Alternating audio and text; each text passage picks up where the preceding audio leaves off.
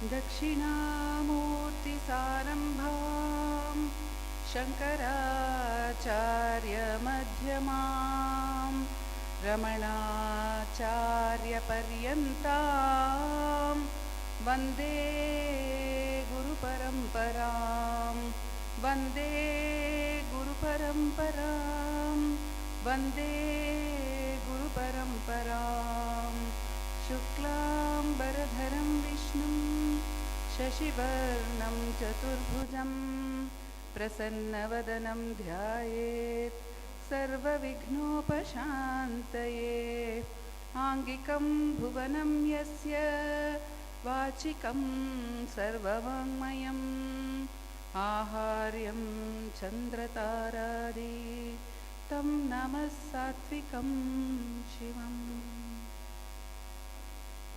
By the ever abundant grace of Bhagavan, we have Nochuranna here with us today. I would say it is a great joy for me that Bhagavan's grace has allowed this occasion. Anna is here with us in this Sannidhi, I think after 2 years. Last year he could not come, and so it's my great privilege to welcome Anna over here. It's also my privilege to welcome Sridhar Guruji, because in a very quiet way, by Anna's Adesha and his guidance, Guruji has been conducting satsangs here every Saturday. Many of you may be aware of this, and I would welcome Shri J. Shankar, who is the Seva Karta for today and for all the satsangs, the Saturday satsangs that we are having. I welcome all of you. It's a matter of great joy to me to see so many of you gathered here in the shrine today. The founder of Ramana Maharshi Center for Learning, Shri A.R. Natarajan, whose heart was fully in this shrine at all times, would be really thrilled to see so many people gathered over here today. But it is my wish that all of you do not gather here only when Nochuranna comes here physically. Because it is for this very purpose that Anna, wanting all of you to be more connected with the Ramana Shrine at Bangalore, that is why he has guided Sridhar Guruji to come here every week. Otherwise, it was the concept of Anna that more people should get regularly connected with the shrine. So I do hope that all of you will be coming here regularly. We are having these satsangs in Kannada cum Tamil every Saturday, where Bhagavan's life is being narrated, and in that I think we are on the very wonderful chapter of Arunachala Aksharamana Malai, and it's a marvelous sharing that is happening, and all that Sridhar Guruji tells us, just like Anna tells us, it is Bhagavan's grace, it is Bhagavan's grace, it is Bhagavan's grace. So it becomes a wonderful occasion for us to remember. And also many people do say that this shrine is having a wonderful atmosphere for going within, for it makes it easy to get back to one's own natural state of bliss. Therefore, I do hope that all of you will be connected in more ways. Come here regularly for the Saturday satsangs. On Sunday, we have the English satsang, that is every Sunday morning from 10:30 to 12:30, and the puja. And if you do become subscribers of the Ramana Way, you will get information about all the events which are happening here. I don't want to take more time going into all the events which are happening here, but I do hope that all of you this will be a beginning for all of you to be more connected with the Ramana Shrine at Bangalore over here. We look forward to this happening, and once again my pranams to Nochuranna.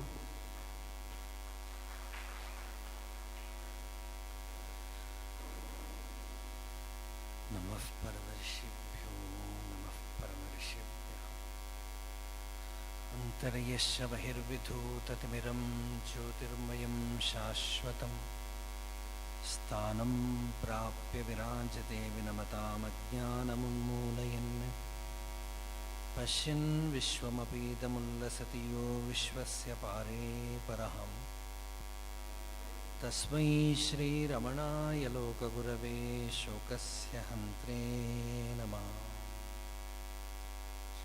பொன்னுளிர்வடிவினானே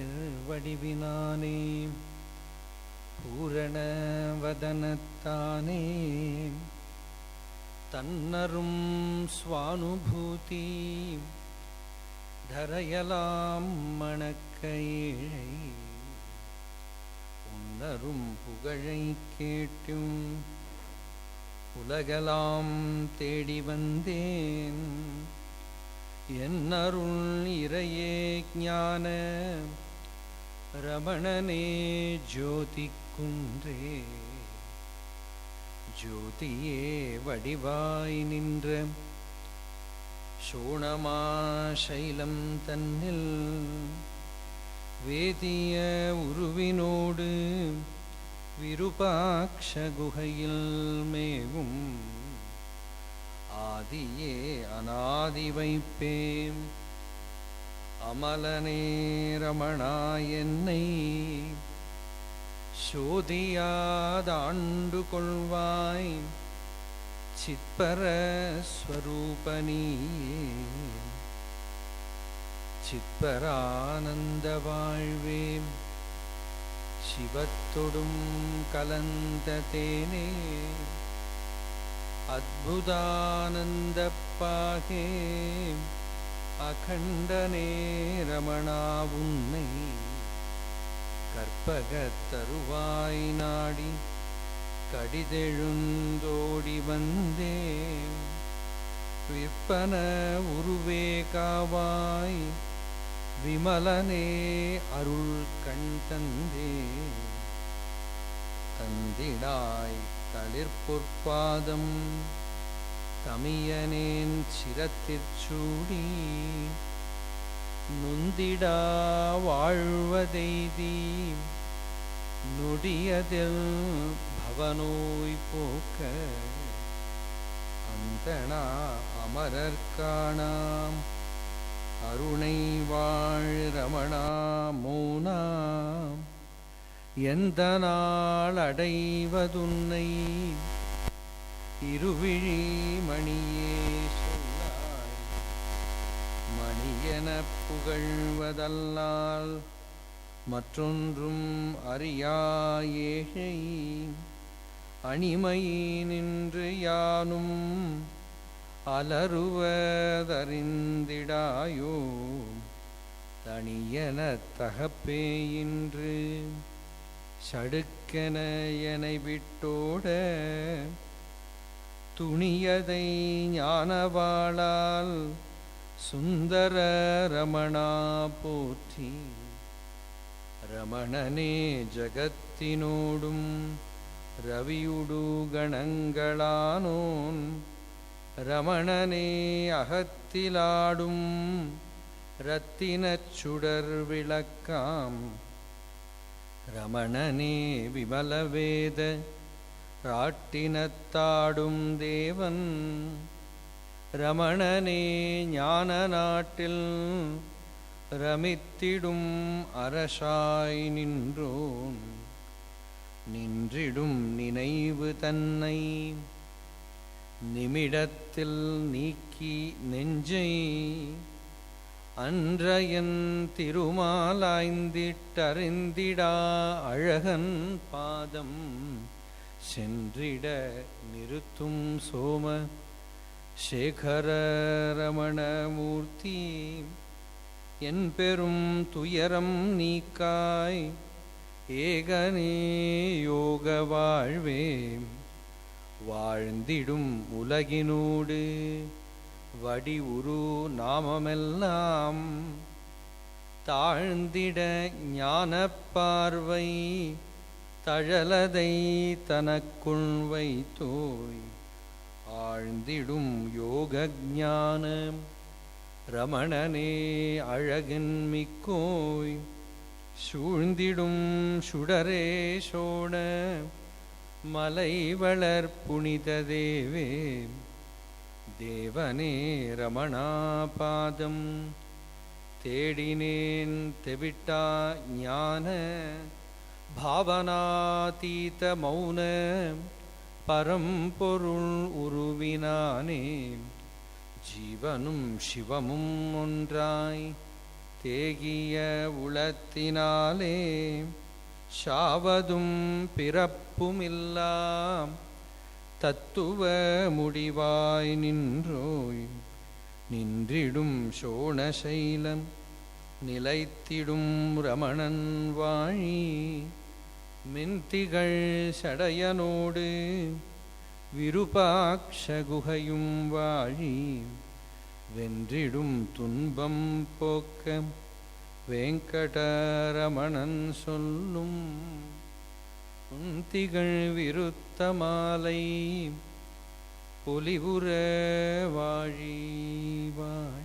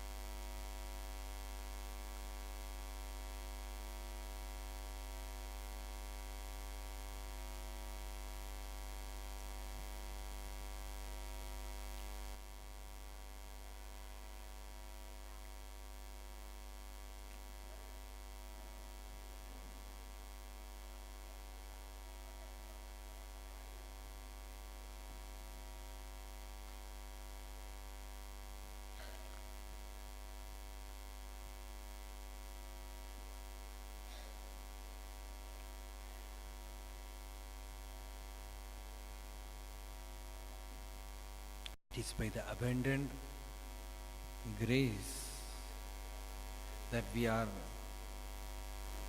fortunate to be born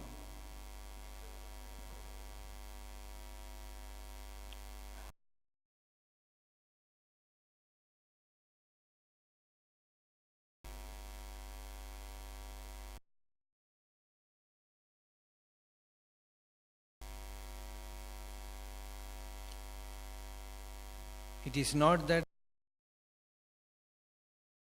before 1950 also Bhagavan lived.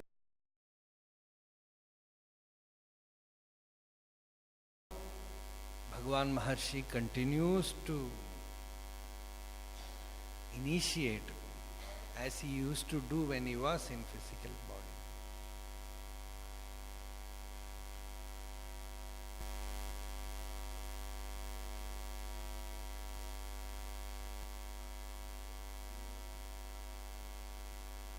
To get the grace of Bhagavan Ramana Maharshi,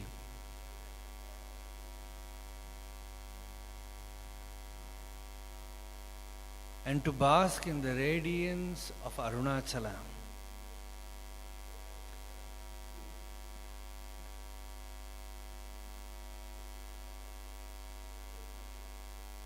and to have the company of devotees who directly lived with Bhagavan Maharshi.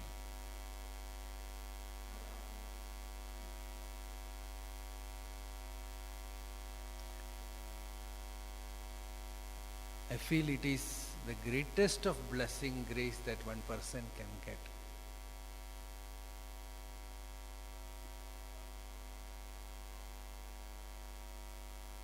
Because Bhagavan was not different from Arunachala. He was moving Arunachala.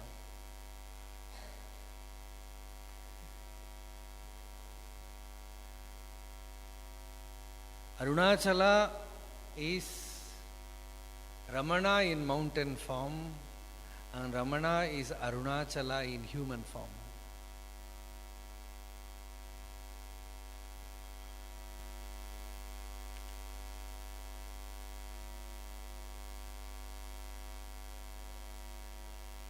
A devotee went to Bhagavan. I have told this anecdote incident many times. Satyamangalam Venkataramanayya, Sharadaka told about Aksharamana Malai. This work came before Aksharamana Malai. Ramana Stuti Panchakam. where this, perhaps a Siddha Purusha, he says, what was the presence of Bhagavan Ramana Maharshi? What did Bhagavan do? Not after coming to Ramana Ashram, but when he was living in Virupaksha cave. What did Bhagavan do? What was the experience of a devotee when he was in the presence of Maharshi?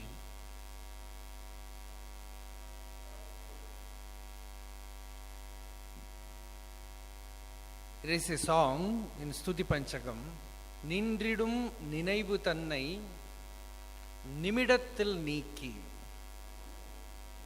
When you go and stand before Maharshi, the most difficult task to achieve, that is to quieten the mind. To make the mind still, for which we do many sadhanas, many practices. When you go to Bhagavan, in the presence of Bhagavan, Nimidattil Niki, that thoughts get stilled in a trice. Instantaneously in his presence, the mind becomes quiet. Not only the mind becomes quiet, Nindridum Ninaivu Tannai Nimidattil Niki Nenjai, the heart. What does the heart experience? Andru Ayan Thirumal Aindittu Arindida Alagan Padam Sendrida Niruttum Somashekara Ramana Murti. Ramana is Somashekara, is Shiva. Instantaneously he gives you the experience of that fire which appeared before Brahma and Vishnu.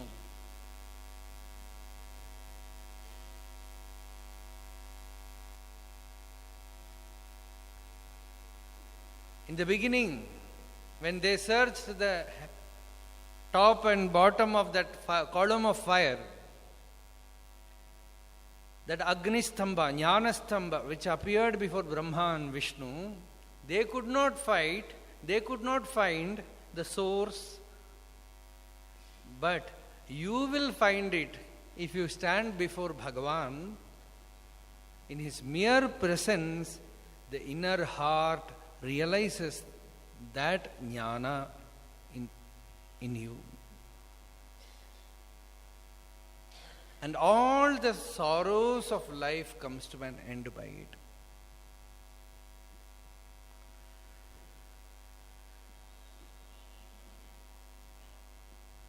When devotees used to ask Bhagavan some spiritual questions, if you read talks with Ramana Maharshi, it will look as if you ask and he answers. It's like a question answer session. But Vishwanatha Swami have revealed that between one question and one answer, sometimes it will be almost a day.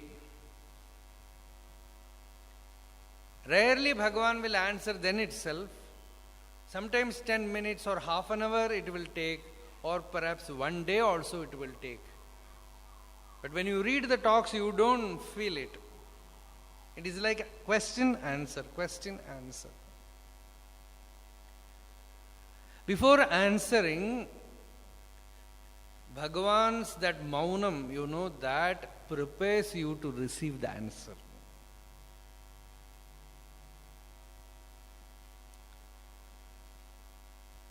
First, he gives you the ability to receive his answer. And once you have got that power to receive it, then the answer comes. So actually, Guru himself enters the disciple to receive the answer, which Guru is giving. That is why one day one person asked Bhagavan, Bhagavan, you say Jnani has no mind.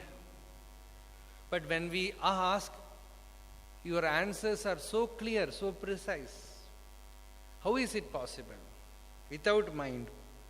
Then Bhagavan said, the source from where the question arises, from the same source the answer also comes. That is why you are convinced. The body is only different.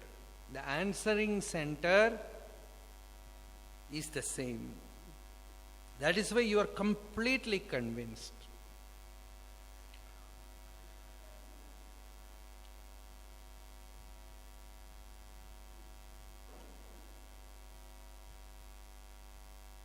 So Bhagavan, Ramana Maharshi, his main teaching all his life is that silence, that maunam.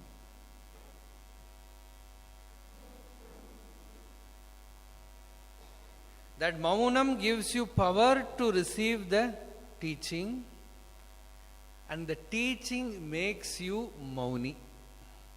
The teaching comes in between. First comes Bhagavan's maunam, and your question is your problem, your mind. You offer your mind in his maunam, and his answer comes to you to make you a mauni.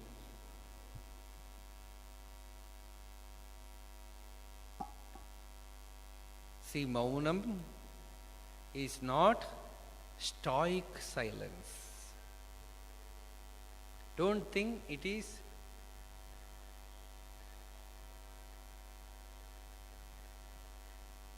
stopping words.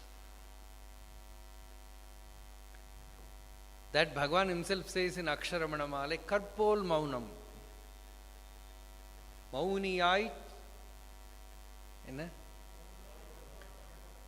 Malaradhirundal Maunamitamo Arunachala. Bhagavan asks Arunachala, if it is real silence, the heart has to blossom. The inner being has to reveal itself, then only it is real Maunam. Maunam means the heart has to blossom, and without any words, you know the truth, you know that you are the self. Many are the stories about devotees who came to Bhagavan, and without asking any questions, they just went back. His silence itself was the answer. That is what we told now. Nindridum ninaivu tannai nimidattil neeki nenjai andrayan thirumalaayindittu arindida alagan paadam sendrida niruttum Somashekara Ramana Murti en perum tuyaram neekai ekane yoga vaalvi. See, the devotee is expressing the heart of a mumukshu, where he says, living all this life has caused so much hurt in me, that samsara vedana, the memory of all the experiences that he had in many, many births, he expresses as perum tuyaram. Perum tuyaram means, how to translate it? Intolerable suffering. I cannot tolerate it. That much of suffering, the memory of that suffering is there in me. And O Lord, en perum tuyaram nika, you have to heal my heart. You have to give me that healing tonic of that Brahma Vidya.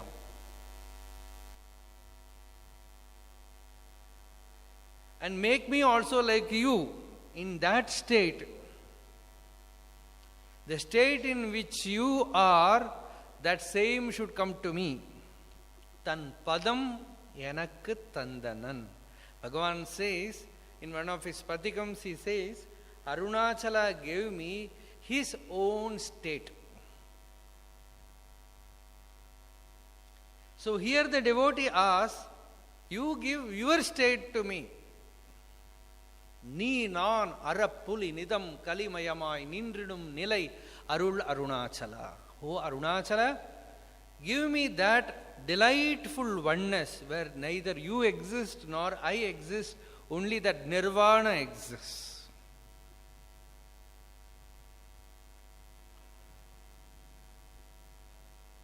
All these divisions should cease to exist. Make me experience that divisionless oneness, that non-dual state, that completion of spiritual quest. So this Bhagavan himself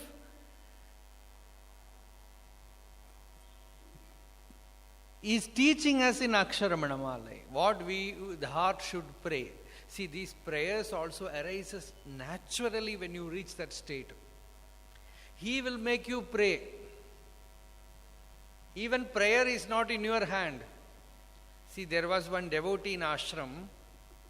His name was Nadeshayar. In reminiscences, you will see Hall Nadeshayar. In talks also, he asks many questions, a few questions. In one place, he is asking to Bhagavan, Bhagavan, many people are asking you many doubts, but I do not know to ask anything. I have not learnt any shastras. What will I ask? I am so ignorant. Then Bhagavan tells him, you know that you don't know. That is enough. Find out who is that. Find out who says, I am ignorant. So that person, one day he had that fits of anger. Whenever he was a worker in kitchen, formerly he was a family man. So he had a quarrel with his wife, I think it is in Chidambaram. Then he left that place and came to Tiruvannamalai. And he was working in ashram kitchen, surrounded by old ladies who were working in kitchen. They used to make him dance. So often he will get angry and remark, I try to escape.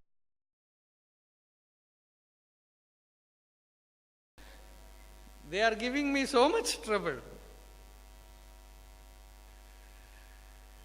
So whenever he became angry, he used to roll in the ground, in the mud, screaming Arunachala Shiva, Arunachala Shiva. So once one devotee told him, why don't you go to Bhagavan and to heal your anger, to remove your anger. At least ask Bhagavan, what should I do when I become angry?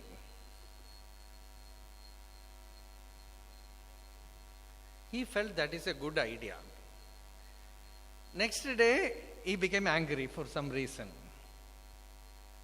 So, he told one of the devotees there, today I am going to ask Bhagavan how to remove this anger. He went to Bhagavan's hall. Then Bhagavan asked, why, what do you want? He came there to ask how to remove anger. But when he went to Bhagavan's presence, he asked Bhagavan, shall I go for a Giri Pradakshina? See, no connection at all. See, he went there to ask for a solution, but the solution came from his mouth. Bhagavan said, yes, that is very good. Go for a Giri Pradakshina. After that, whenever he used to get angry, he will go for a Giri Pradakshina. No anger will stay for more than 4 hours. So by the time he comes back, it would have gone. So whenever Nadeshayar disappeared from ashram, devotees used to remark, he must have gone for a Pradakshina because he would have become angry. See, if you give a space between anger and you, soon it has to go. Once I was in an ashram in Kerala, a very respected Swami was giving a talk. One devotee went to him and asked, Swami, I am constantly getting angry. Every day it is a problem for me how to erase anger. that Swami told him, he was a very miserly person. Swami knew that. So he told him, whenever you get angry, put 10 rupees in the hundiyal, in the temple. First he thought that is a good idea. Perhaps he started doing it. Next year, Swami came and he asked, "Hey, Menon, how is your anger?" He said, "Swamiji, it is too costly. I have stopped it." Because whenever anger comes, this 10 rupee note also comes this side. So I cannot constantly get angry. So I am reminded about this incident when I think about Bhagavan's. So even to ask a question, Lord puts the question in you. Bhagavan makes you ask. And the purpose of Bhagavan in making you ask a question is to have a contact with Him.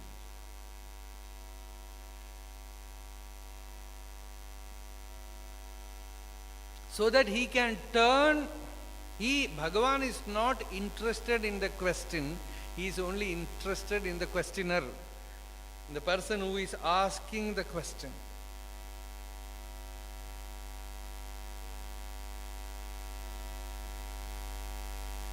His main purpose is to give you Vishranti.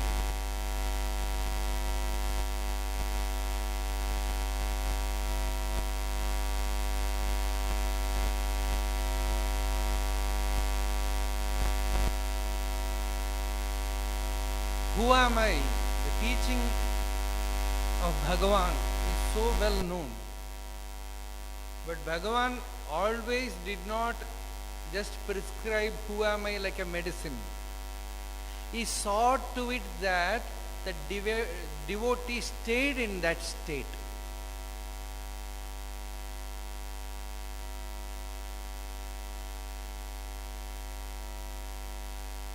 Sometimes it was pure grace.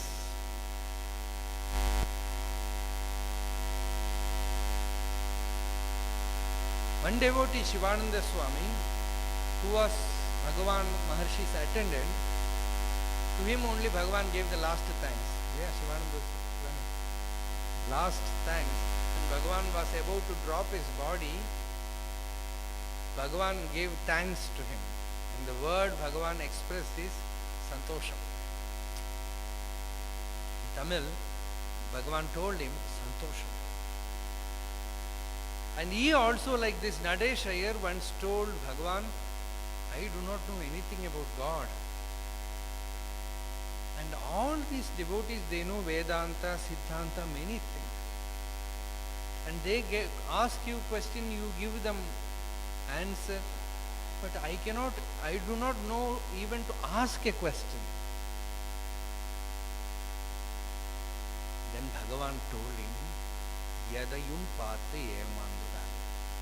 That was the first answer. Do not be deceived by seeing anything. Do not be deluded by seeing anything. That is the first answer. Second, Unakku nee unmayaga iru. Be true to yourself. And third, Bhagavan said, Moochu vidradu edunu paaru. Simple Upadesha to take him inward. Onnu illa voy. Unakulla edu moochu vidradu. He asked about Atman. He asked about self. And Bhagavan said, what is breathing in and out? What is in you that is breathing? Find the source, find the inner being who is sitting inside this body and breathing. Later on, this Shivananda Swami, he must have got it by Bhagavan's grace. Not in the expressed way as many people say, I got realization, not like that. But he was convinced, later on he used to tell another devotee that Bhagavan told me that Yadapatang Yamandudade. Do not be deceived by anything. And Bhagavan said, what is within us is Brahman, is God. That was enough for him. Yatha tatyupadeshena kritartha sattva buddhiman. If you have a pure mind, one or two upadesha is enough for you. Otherwise, constantly asking questions, not getting convinced. That is why Bhagavan maintained the compound wall of Mauna. It is unbreakable. 24 hours he was available, that is true. But you cannot just transgress that compound wall of his Mauna, that moat. You cannot just transgress and exploit him. That silence was so powerful, impregnable. Even Paul Brendan, such a journalist who interviewed so many people, he tells in his famous book, A Search in Secret India, he could not speak to Bhagavan for 3 days. Even he intruded into a yogi's samadhi state, took photograph there. But with Bhagavan, he failed for 3 days. He says, I don't know why. This man is so simple. The sage is so simple. He is always available. 24 hours he is available. But whenever I went near him, the first problem is, I felt that he is not a person with whom I can speak in equal terms.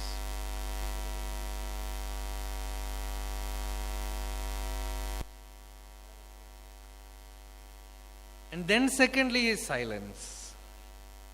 But Bhagavan was so much simple, sulabha, but something was there which will not permit you to exploit that opportunity or misuse that opportunity. And that is that Mauna. And that Mauna, Kunjaswami used to call it as Dhara. That current of Bhagavan. That Srotas.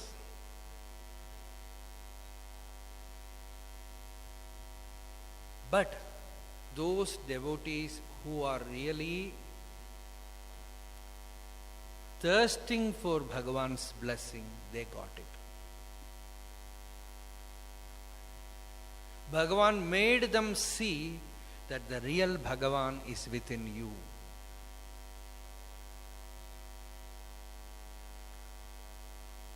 You yourself is Bhagavan.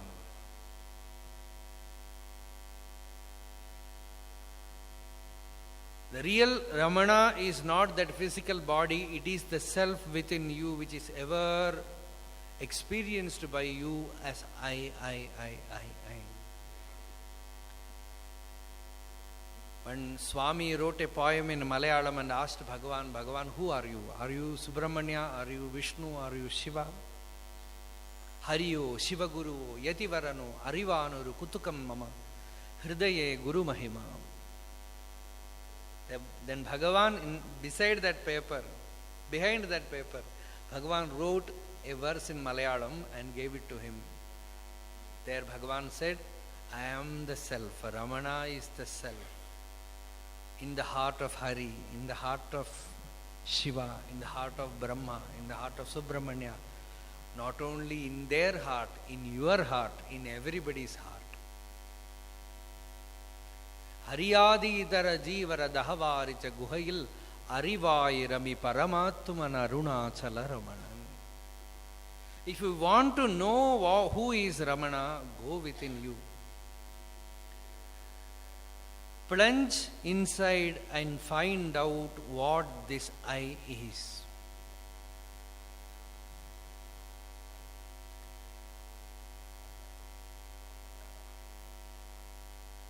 There we come to that Ramana Vidya, that Hridaya Vidya. If you put Ramana, you read from this side, it becomes Marana.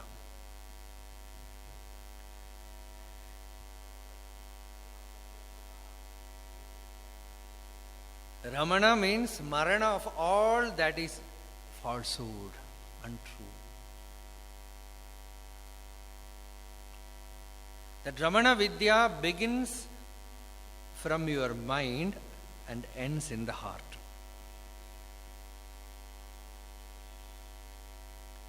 It begins from the eye and ends in the eye.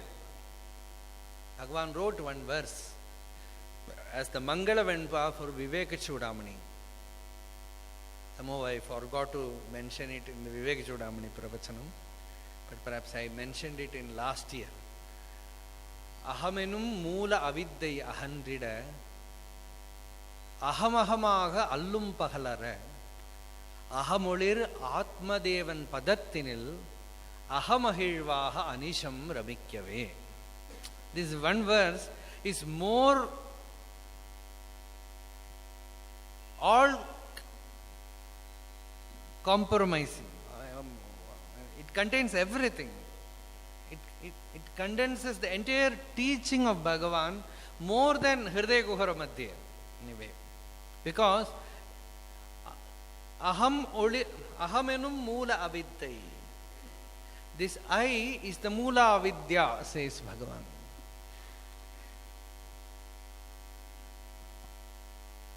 Moola Avidya means the primal ignorance. See, I means the Brahm self. I also means the I which is expressed by us.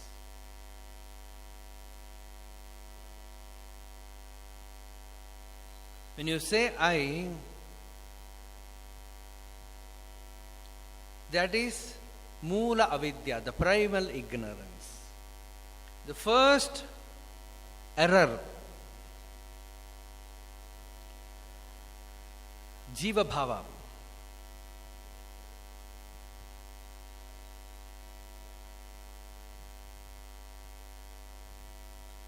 And it is the center of all the troubles that we have in life.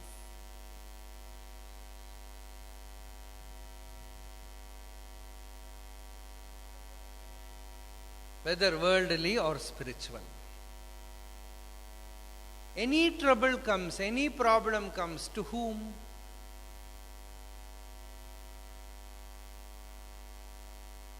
To me. If you inquire, the problem will put a circle and ultimately come to you. The sufferer,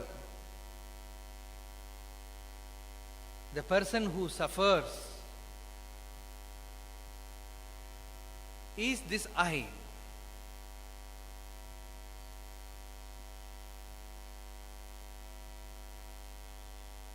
I want a realization. I am bound. Ko nama bandaha. Today morning we had that discussion. What is bondage? Bhagavan's simple answer is, who is bound? Over. Otherwise you have to describe bondage and find way to come out. Bhagavan's answer is, who is bound? Bhagavan always gives the answer as a question. You read the talks, you will see most of the places Bhagavan's answers are made of questions only. He gives you a question. Ulladhu Narpadu also mostly this question.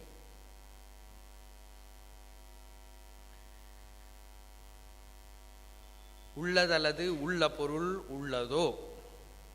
All this is a question only.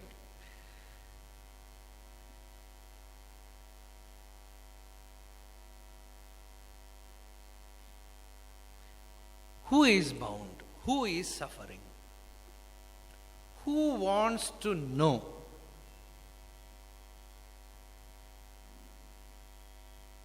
They call it as Bhagavan's Brahmastra. Very powerful spiritual missile. You stay with it. No other sadhana is necessary actually. No other talk or lecture is necessary if you can stay with this. All sadhanas are only to somehow come to this question and have the energy to stay with this question. The problem is that seekers do not have enough energy to stay with this question. It needs tremendous energy to be centered. The moment you are in circumference, you get dissipated. Everything sucks your energy. That is why in Aksharamanamala, in the language of devotion, Bhagavan says, Shayana Tallir Shaivinai Shudum. The moment you push me from the center to the circumference, the powerful whirlpools of karma are whirling around. They will just burn me.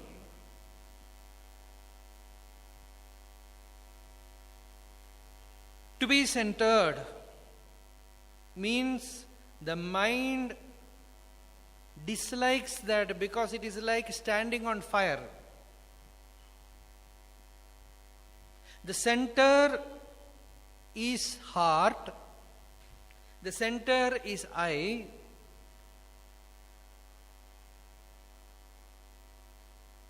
I is the thread, the track through which you can enter that Devayana, that root of light.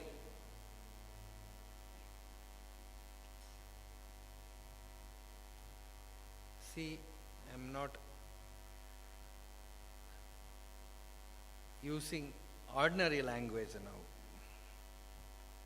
If you have to understand this, you have to see within.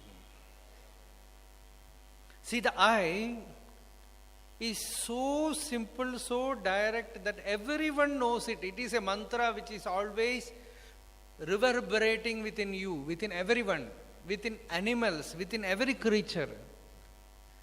Shankaracharya says, Ya tiryang nara devatabhir aham iti antasputa grihyate. Something which constantly resounds as I in the animals, in the small creatures, up to Brahma, to all the devas. Everyone, when they express themselves, they express as I.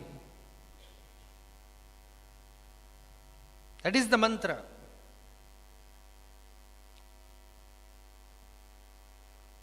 Don't look here, you look there.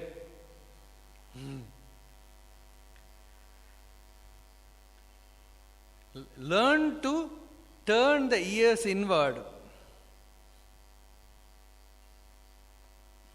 Turn the eyes inward. Turn all the senses inward and just see some mantra that is there within you, and if you look at its beginning, you will see that spandana was there even before the body formation took place. That is why in Ulladina Arpada Bhagavan says Karuvam Ahantai. This Ahantai is Karu. Karu means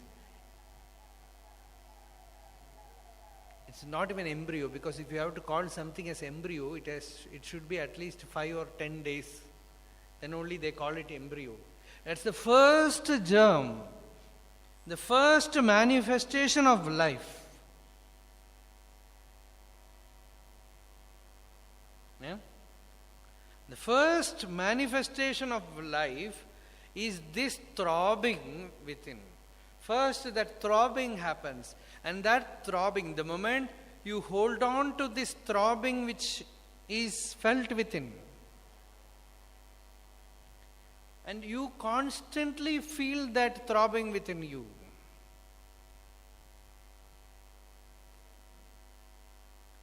When something you want is denied to you, when someone insults you, when you become excited with joy, this localized personal sense is activated. Kandudivat. Shankaracharya says, like itching. Something creates and itching starts. Like that. This itching of I. They humiliated me, they insulted me. And the I is activated, you feel the I thought, that Moola Vidya. Is it not the only suffering?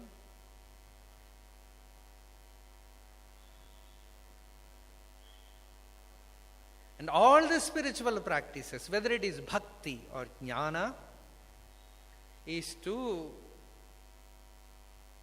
annihilate this personal sense, this ego, ahankara. Nulladinarpadu concludes as ahantai uru ajidal mukti.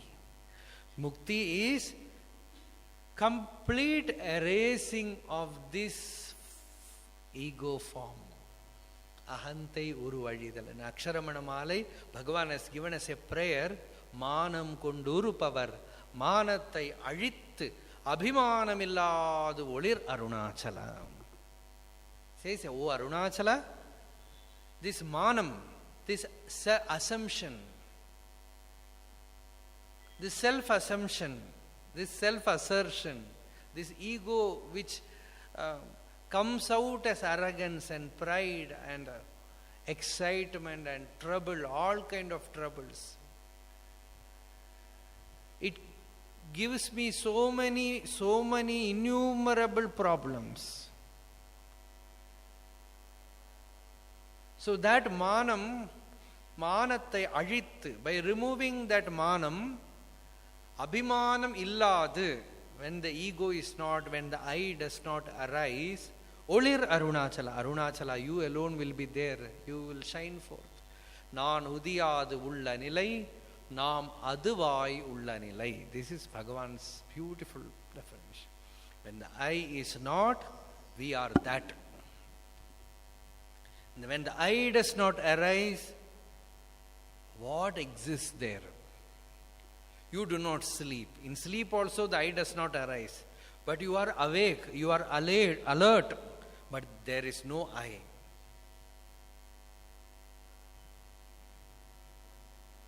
That is Samadhi. That is Ramana. That is Ramana Maharshi.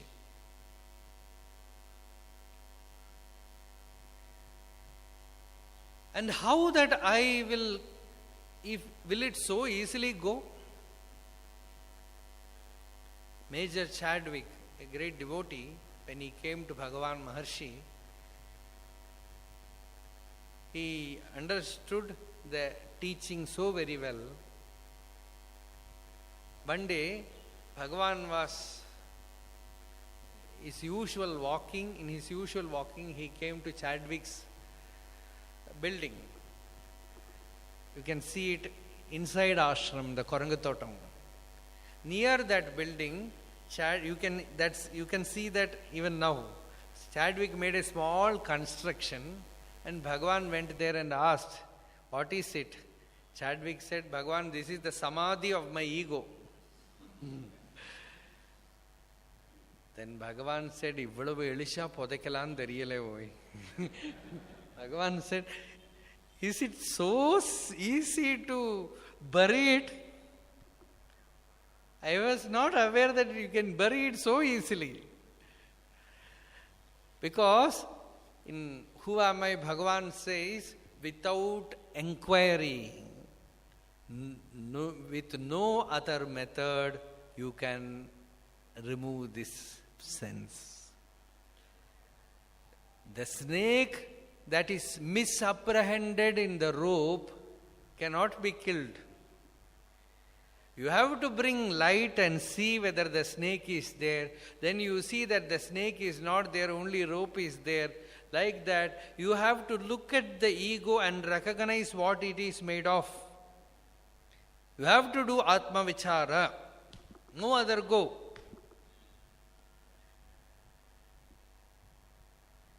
You do whatever sadhana, ultimately you come to this inquiry, to the person inquirer.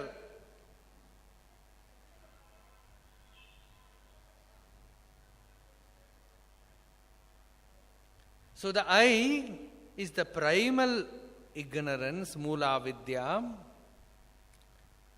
To remove it, this ego should be somehow erased. In bhakti, you surrender it to Guru. In Shivananda Lahari, Shankaracharya said, Lord, you have everything with you, but you do not have one thing which I have. That is this ego. I will give it to you. Some presentation I have to give you, but that presentation gift should be which you do not have. That thing I have to give you. And Lord said, I love to eat ego. That is the most delicious food which I love.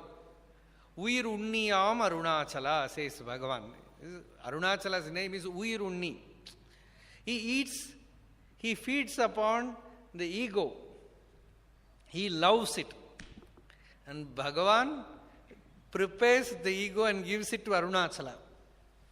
That is why Muruganarayan Swami asked Bhagavan, you are born in a Brahmin family, and Brahmin should be a vegetarian, a very compassionate person, but the moment the devotees come, you kill them like a butcher.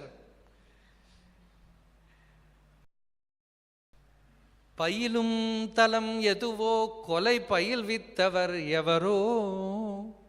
Yes, kolai payil vittavar yavaro. Who taught you this art of killing?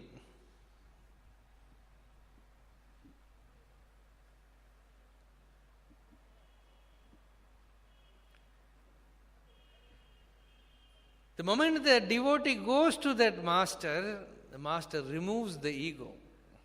The ego is no more there. See, that is greatest blessing. Art kollal. The mystery of grace. How the ego is removed? In the presence of the master, the mind moves inward and seeks the source of I. What this I is? Allum pahal ara. Bhagavan himself says, day and night, a meditation starts happening naturally.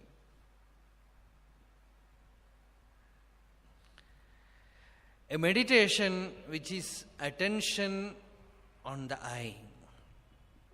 Aham, aham enum, ena allum pahalara. Then this ego, like snake in the rope, disappears, and in its place another I arises. That is Ahamulir Atmadevan. That Atmadeva, that Lord himself shines forth as I. Aham mahilvaha anisham ramikyave. There comes the delight, the joy, the completion of spiritual life.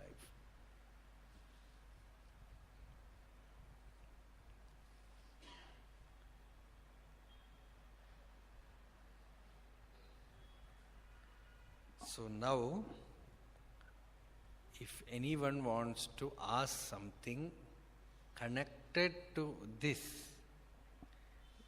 few minutes, you can ask. I don't know. Usually I don't do that.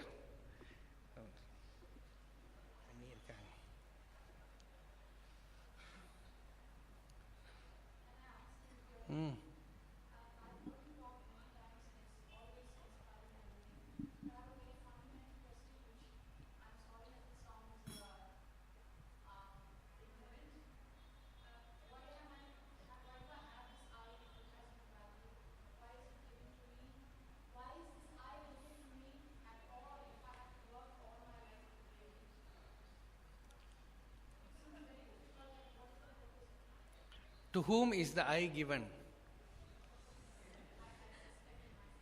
To whom? Again look and find out and tell whether the I is there.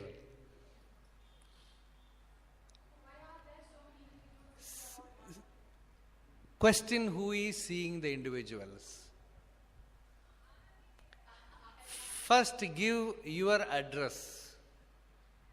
For that first you seek and solve the first thing, the I. Stay with it. First know what this I is, then let us see about the other things.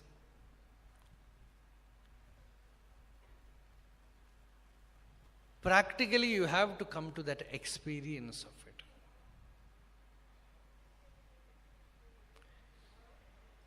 You have to see what it is.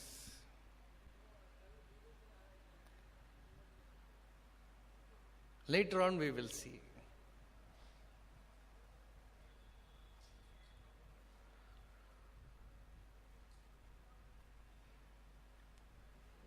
The I is given to me. Why the I is given to me?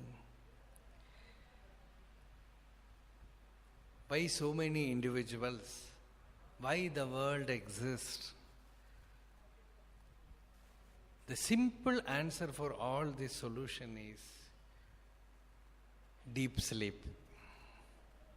In deep sleep, any of these things do not exist. But what is there in that state? Which is the eternal thing, changeless thing. The uncreated thing. If the I is given to you, actually, it should be there in deep sleep also. But when deep sleep happens, you find that the I is not given to you.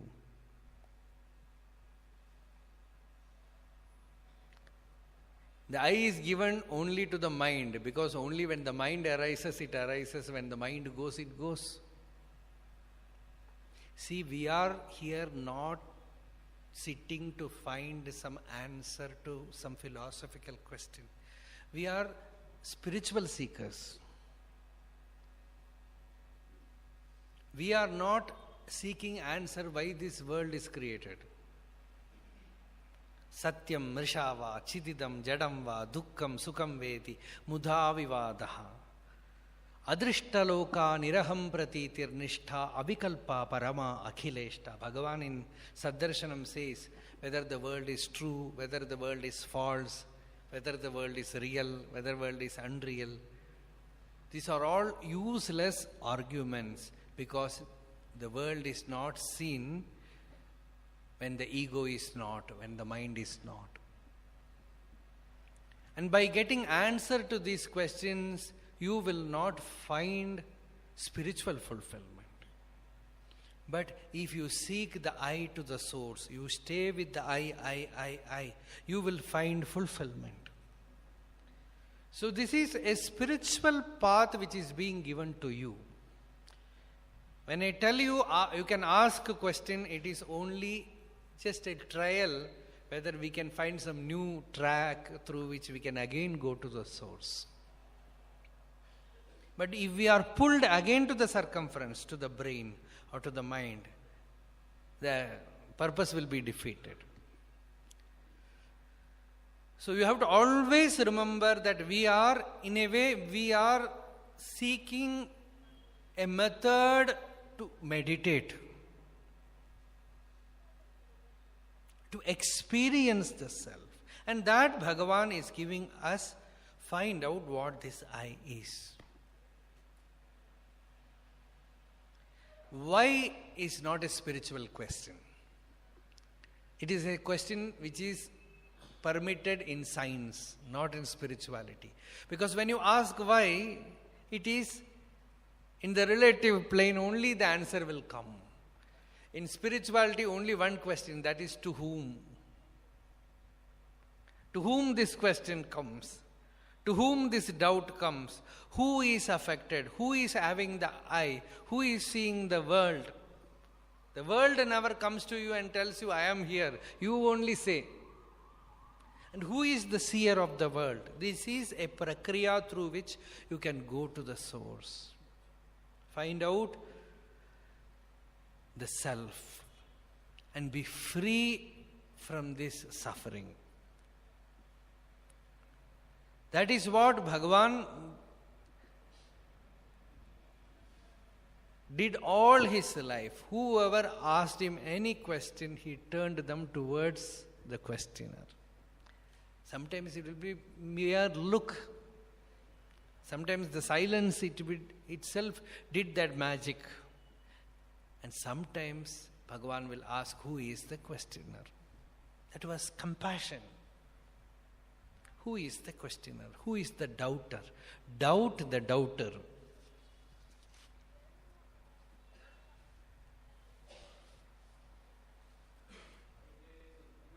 Again, why? Ask, you can come. I am not able to listen.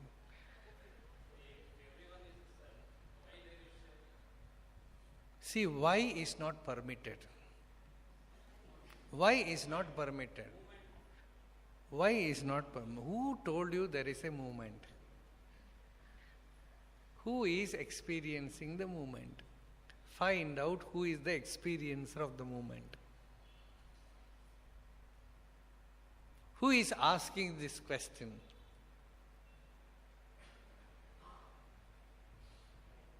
And who is this I? Do not answer that question by Atma, Brahman or anything. Stay with it. Hold on to this. Till you find light, hold on to it. Constantly, continuously.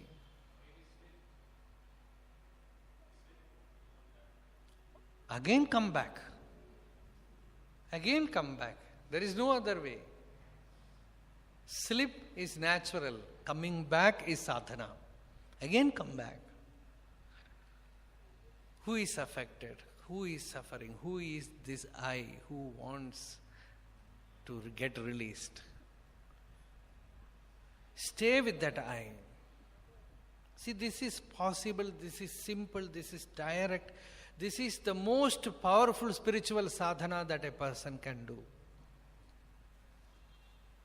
This is not a philosophizing thing. This is Hridaya Vidya. Bhagavan says this is Hridaya Vidya. Because the moment you pay attention to I, it is like putting a chavi and opening the heart. And Muruganar Swami says, he unlocked the heart with this enquiry where the greatest treasure is stored.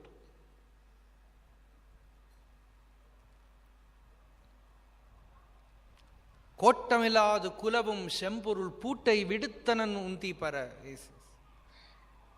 He just unlocked the treasury. Where the moment you open it, you know that you are the Purna Vastu, you are the whole, you are the deathless being. And the chavi is, and the key is, this who am I, this mantra. You just, like a mantra you can start, just inwardly just play with it, put it inside. Who am I, who am I, who am I, who am I? And slowly this who will disappear and the attention will focus itself on the I. Then the wonder will come. All these years I was missing such a fundamental thing. Asking about God, asking about other things, while the asker, the questioner, was ignored, was not paid attention to.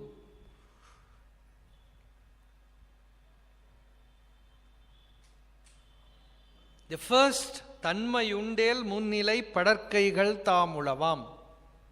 Bhagavan says, only when the first person arises, the second person and third person can come.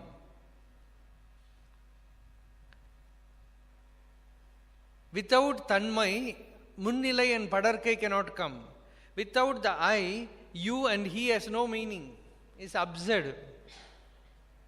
Tanmayin unmayinai taan aayindu tanmayarin munnilai padarkai mudivutru ondrai olirum tanmaye tannilaimai kaan. Tanmayin unmayinai taan aayindu. If you inquire, explore the real nature of this first person. In English it is first person. In Sanskrit it is the third person. That is the character of that language. In English it is the usable language. They show it how we behave. I am the first person. When you go to get a seat in a bus, push everybody that's a to your back and enter. So that is natural language. That is first person. And you, related I, related to me, this relative object is the second person, and the unrelated object is the third person. A person who is not at all known, that is natural. That is the fact in our life. But Sanskrit puts it as a spiritual thing. You make the most unrelated person the first person, and the related person the second person, and you go to the back side, then you will cease to be a person. In Vyakarana itself, grammar itself, they say, if the first person goes to the back, he will not be the first person, he will be Uttama Purusha. This is Prathama Purusha, Madhyama Purusha, and Uttama Purusha. And this Uttama Purusha means what?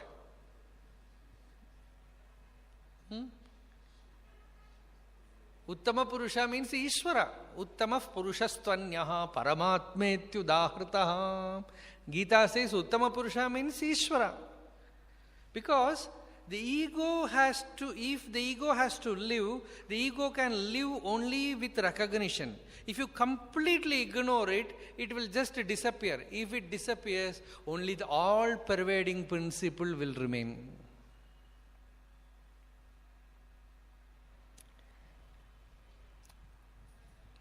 As the truth, this we accept. But when we live, we always are English people.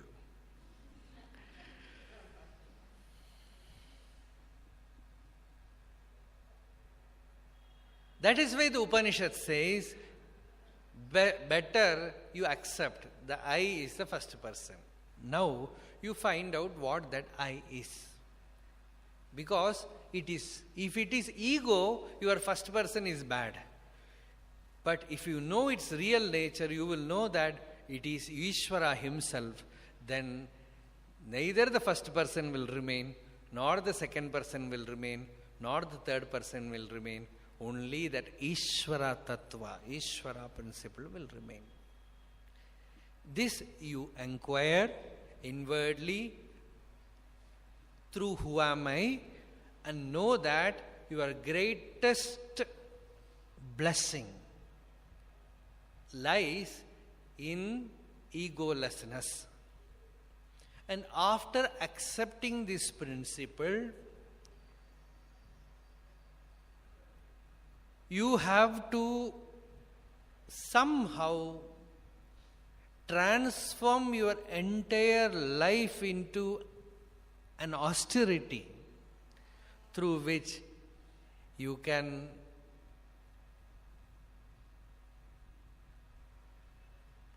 dissolve this first person. You can do it with bhakti. You can do it with service. You can do it with humility. You can do it with everything. Thala thala nalamigam ezhumendru thalvon padam vazhgave. Bhagavan gave this teaching of who am I first to Shiva Prakasham Pillai. And that person disappeared. Nobody could know where that the first gem of a devotee who got this teaching was. One day, Vishwanatha Swami asked Bhagavan, Bhagavan, this Shiva Prakasham Pillai, recently I heard that he is still alive. He only got the teaching of who am I first from you. And where is he? You know what the answer was? Bhagavan says, Ado irkare voi.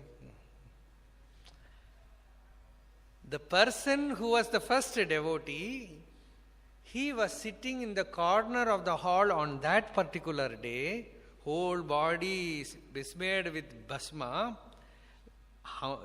so humble, nobody recognized him, that Shiva Prakasham Pillai has come, and Bhagavan also was not wanting to reveal. But only when a devotee inquired about him, Bhagavan said, he is sitting there. And Shiva Prakasham Pillai wrote, Bhagavan not only simply gave him the signs of who am I, Shiva Prakasham Pillai has written that Ramana Pada Panchagam, which Ramana Center for Learning has made it as a Pancharatna Kriti, the masterpiece they have done. Every year during Bhagavan's Aradhana, they sing it in ashram, like Tyagaraja's Pancharatna Kriti. So there, in one song, he says, Taja Taja. In world, always you have to assert yourself. But here, this devotee says, Bhagavan told me, allow everybody to walk over you. You just become so humble, that will give you the greatest happiness, peace. This teaching was given to all Bhagavan's devotees. One day, one young man, an upstart, came to ashram. He met our Ganeshana and was arguing with him. He said, who am I, all this bhakti, this sadhana. There is so much trouble in this world. On one side there is atheism, agnosticism, people destroying temples, destroying our culture. On the other side there is all kind of terrorism happening. In family also there is family problems. And above that all these stealing, thieves, their problems.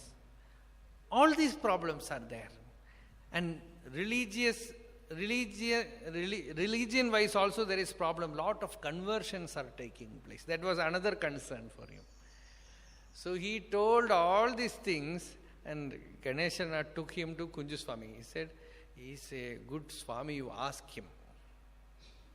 Ganeshana wanted to escape from this person because he was so much with fire. He wanted him to conquer with him, to fight with him. He wanted to conquer. So he went to Kunju Swami and told all these things. I don't believe in this spiritual practice. Who am I? Or doing any bhakti sadhana. I don't believe. So many problems are there. Will all this spiritual practice undo all these problems? Hearing that, Kunju Swami said, Mudichutela? Says, it's over? All your list is over? See, for problems like atheism, agnosticism, there are people who speak about the Shastras. And for family problems, there are elders in family, mamiyar, mother-in-law, father-in-law, all these old people who know better, they are there. And for terrorism or political problems, court, etc. are there. Politicians are there. And for thieves, police is there. And for conversion, all these problems, religious heads like Shankaracharyas are there. What should I do? Said Kunju Swami said, you all these great people are there, you come to me and ask, what can I do? Simply fell before him. It's like blowing a big balloon, you just put a pin there, it goes. And that boy went away. Then Ganeshana asked, Swami, you solved it so easily? Then Kunju Swami said, Bhagavan has taught me one thing, that when a person wants to conquer you, allow him to conquer. There lies his happiness. Let him conquer you, let him vanquish you. And after that, one more Tamil saying, he said, Avan chammattikku kizha pona, nee kolathukku adiyila paanjudanu. It's untranslatable. If he goes under carpet, you go under kolam. Kolam enna pandrathu adu onnu solla mudiyadhu. Some painting. So somehow you remove this selfishness from your heart, by bhakti, by spiritual practice, by surrender. Everything is necessary. Because a sadhaka is not a synthetic person, it's not a plastic thing. Sometimes we will be in a mood of bhakti. Sometimes you have to weep, nothing else will work. Bhagavan himself in Aksharamanamala says, Sherayen in mei neerai urugi kanneeratru azhiven Arunachalam.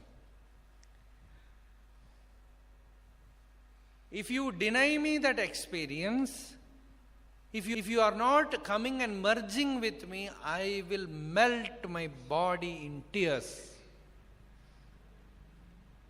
Here a river of tears will flow. I will annihilate myself in that bhakti. Ramaswamy Pillai, one of Bhagavan's devotees, he once told that when Bhagavan wrote this verse, his kaupina was fully wet. His whole body was wet with tears. There was a small pool of tears, you say. It's because that is Bhagavan. See, Bhagavan is not a philosophy lecturer. One incident that can melt your heart, Bhagavan will just break down.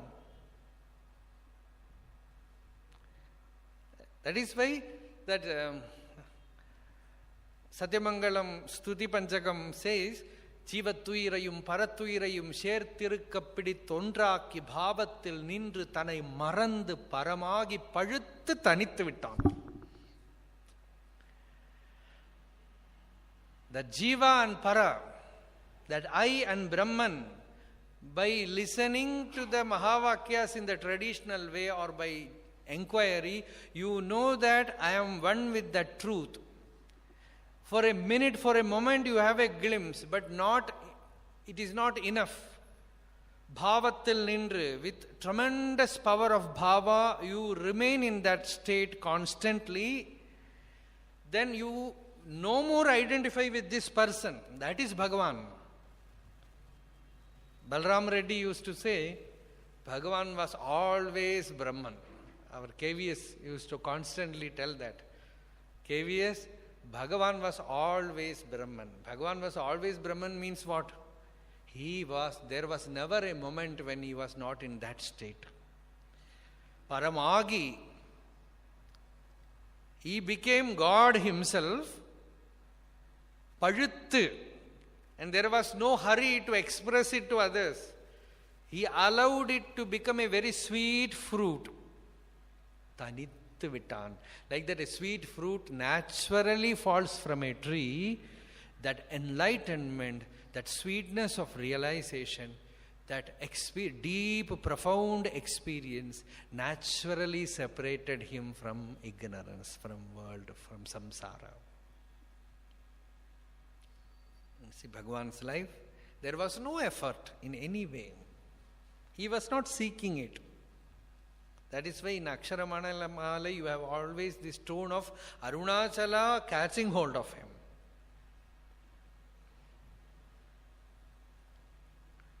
So Paramagi Pazhuthu Thanithu Vittan, that sweetness, that madhurya must be there in spiritual life. You should not be a dry person.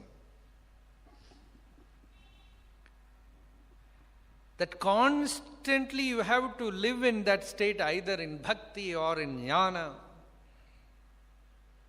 When you have to act, there also that selflessness has to operate. Somehow learn this vidya to erase yourself. Because there lies the greatest good for you.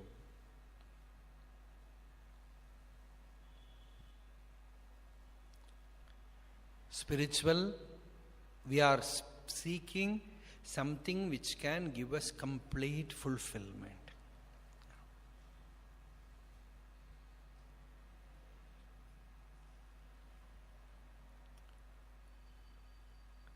That seeking also comes when you had enough suffering. Otherwise, when you have not had enough of suffering, you will justify your ignorance. When you had enough of suffering, then you say, I don't want this. I want only that which can release me completely. I don't want this Kodumahim, this terrible thing called samsara, dukkha, suffering. Then you accept that the solution for your suffering is in your own heart, as your own self, your own inner being.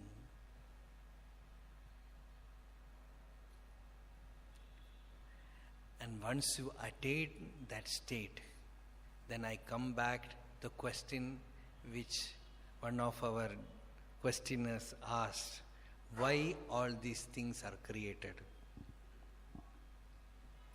Vyasa Bhagavan says, it is his sport, which we have answered before also.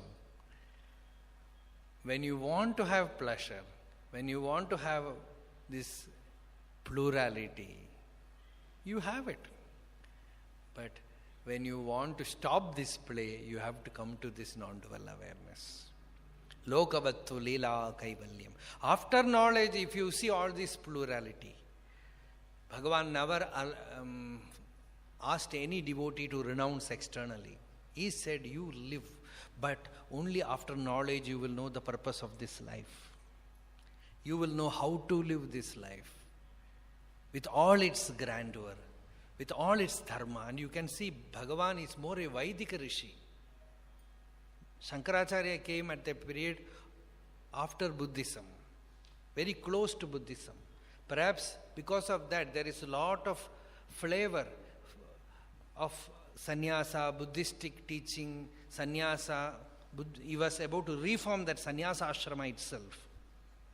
But Bhagavan again went back to that Vaidika Rishi Marga.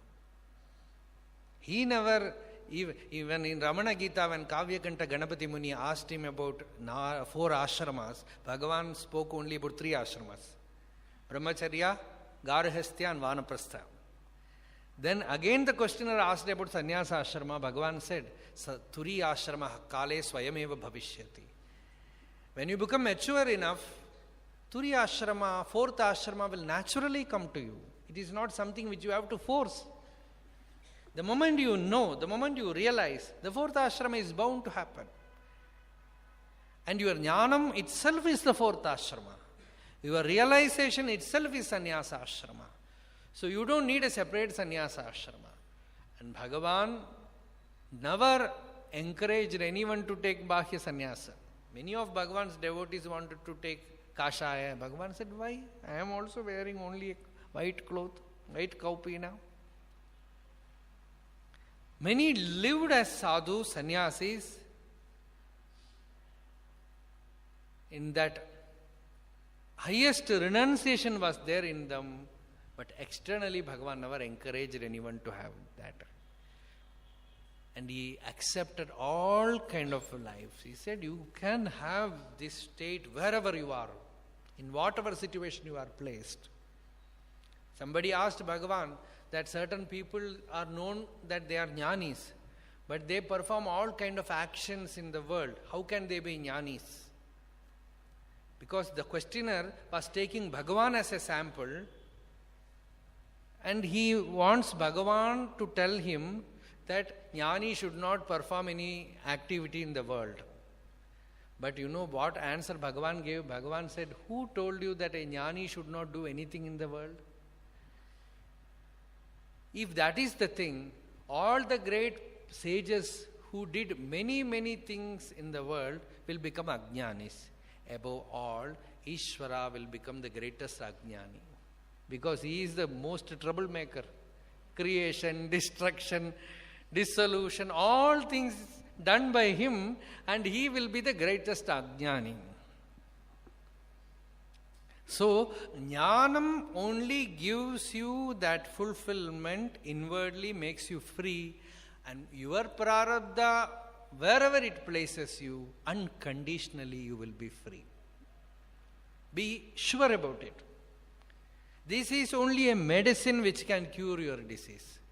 If you stand up and ask, why this disease should come to me? No answer. This why has no answer in life. You see, even in ordinary things, a very the humorous thing that has happened with many people is, many yoga teachers, they have confessed with me that I have been teaching yoga for diabetes for many years. Now I have always 400. One person told me, why it happens? No answer. And all their food habit, everything is normal. The only answer the doctors give is perhaps some unseen depression, some stress, something. That is only an answer. And why should this disease come to them? And doctors also get disease. Why? If they know everything, why should they get this disease? If you ask why, no answer. And if you give some answer, because of this, that disease have come, do you think by removing that cause, it will not come? After creation, there is no person who had no disease. If one person should be completely free of disease, he should die the very moment he was born. That is the only way. Or the birth itself is in one form a disease. So, this why has no answer.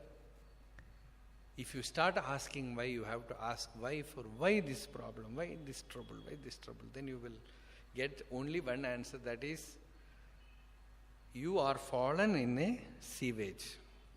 If you ask why should I fall in the sewage, you have to seek a way out. Come out of this trouble. Why I am suffering? You are suffering. Now come out of it. Wake up.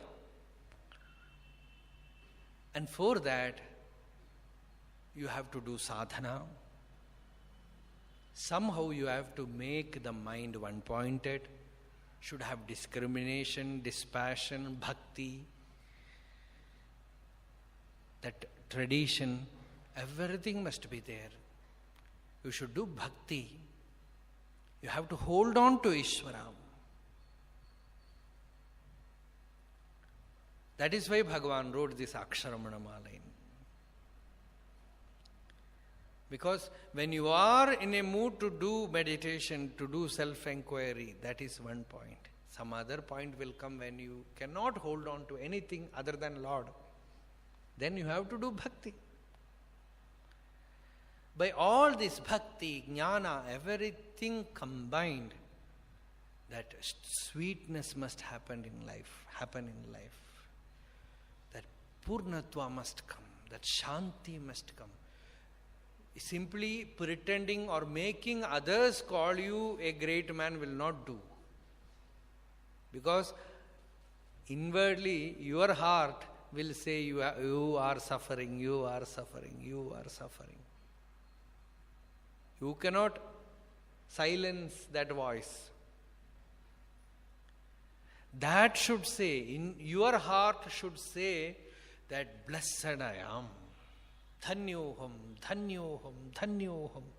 Praptavyam praptam. I have attained what a person should attain. Krita kritya. That kind of feeling must come from your heart. That kind of joy must come from your heart. At least before death. Antakalepi. Before death at least, you should touch your heart and say, I had enough. Many Bhagavan's devotees, they had it. One of our devotees in Chennai, their father, he had very painful cancer in his last days. He was one of Bhagavan's devotees.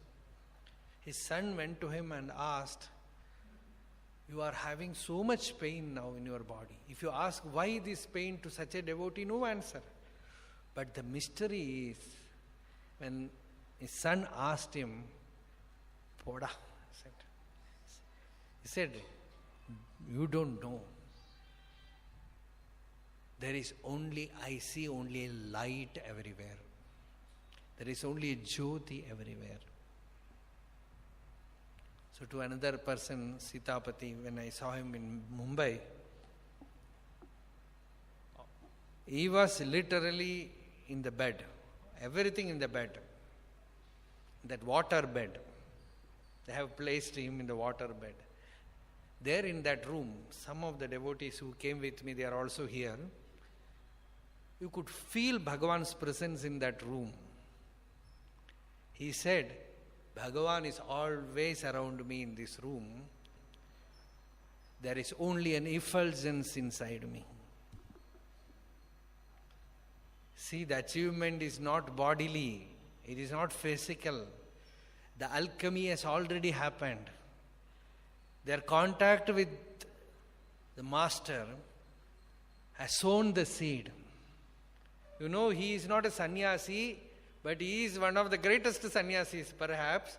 He had 10 children, not 1 or 2.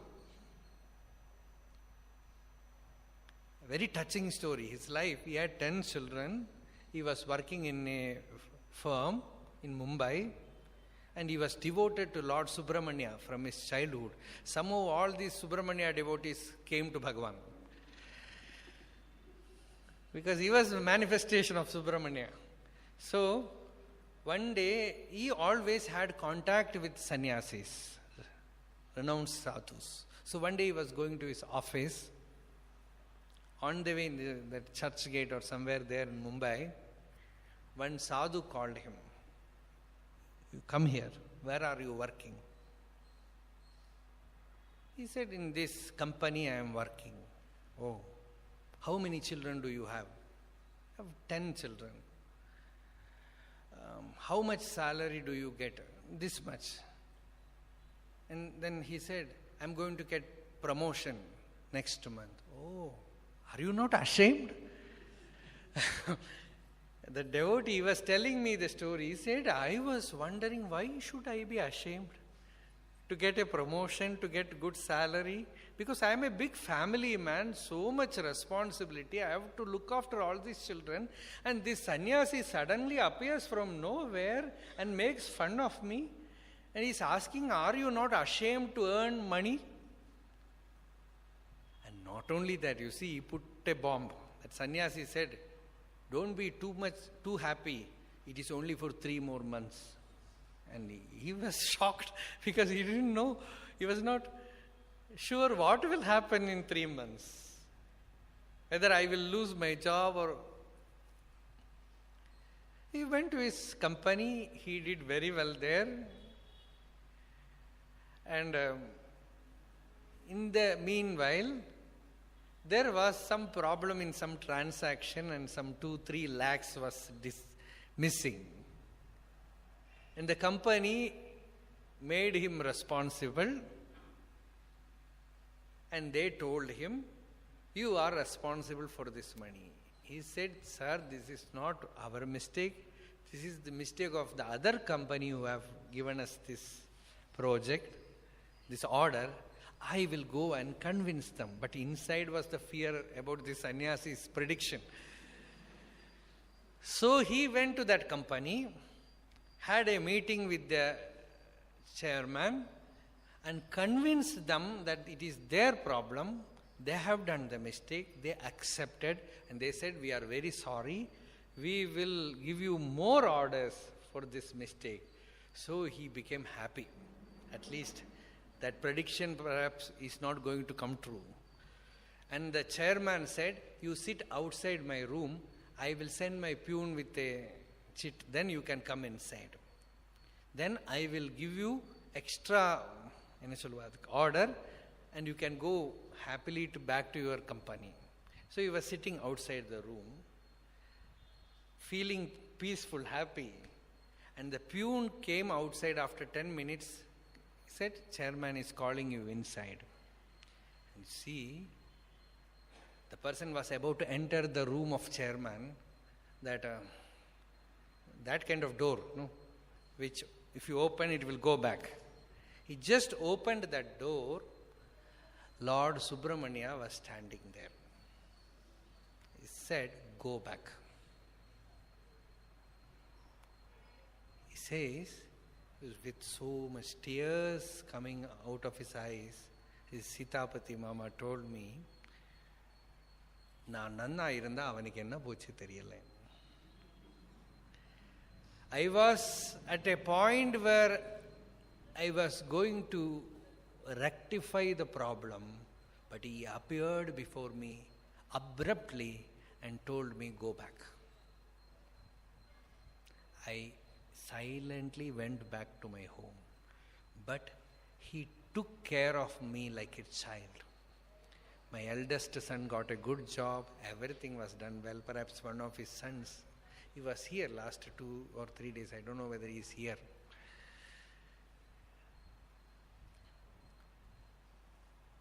He got a job, everyone was taken care of. He had many contact with many yogis. He was very close with Sringeri Mata, Abhinav Vidyatirtha Swami and Bharati Tirtha Swami. And lastly, in the 1950, before Bhagavan left his body, he came to Bhagavan. And one look of Bhagavan convinced him that all the experiences that he had in his life was for this.